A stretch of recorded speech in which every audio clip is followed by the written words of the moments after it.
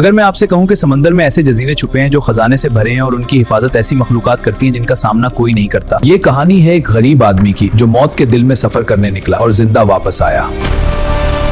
सफर का आगाज एक आदमी तो एक तिजारती जहाज पर सवार हुआ, इस उम्मीद में कि समंदर के पार किस्मत उसका मुंतजिर है। दिन सुकून से गुजरे तब तक जब तक तूफान ना आया। आसमान काला हो गया, समंदर बेसमगत हो गया। जहाज टूटा, बिजली ने समंदर को 2 हिस्सों में तकसीम कर दिया। जहाज टूटा, लकड़ी के टुकड़े बिखर गए, कुछ समंदर में गर्क हो गए।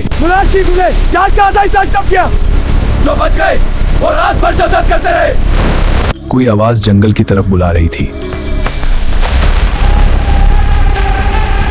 कोई आवाज जंगल की तरफ बुला रही थी। वो एक चट्टानी पहाड़ी पर चढ़ा। जमीन उसके नीचे फिसल गई। वो एक गहरी वादी में गिर गया। दीवारें हमवार पत्थर की थीं, चढ़ना नामुमकिन।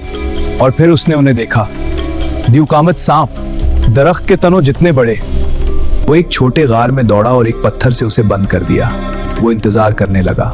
पूरा दिन, एक तवील रात। सूरज निकलते ही एक खौफनाक परिंदा आसमान से उतर कर आया।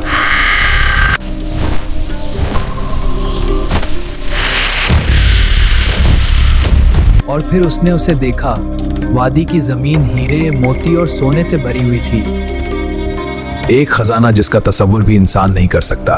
लेकिन खजाना कुछ भी नहीं अगर आप जिंदा ना रहें। जब परिंदा वापस आया, उसने उसकी टांग पकड़ी। परिंदे ने उसे आसमान में उड़ाया।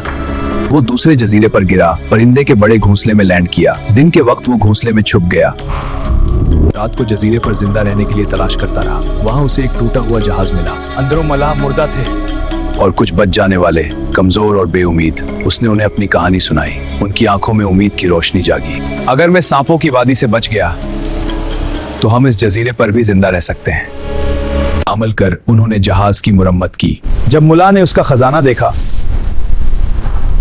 अमल कर उन्होंने जहाज की मरम्मत की।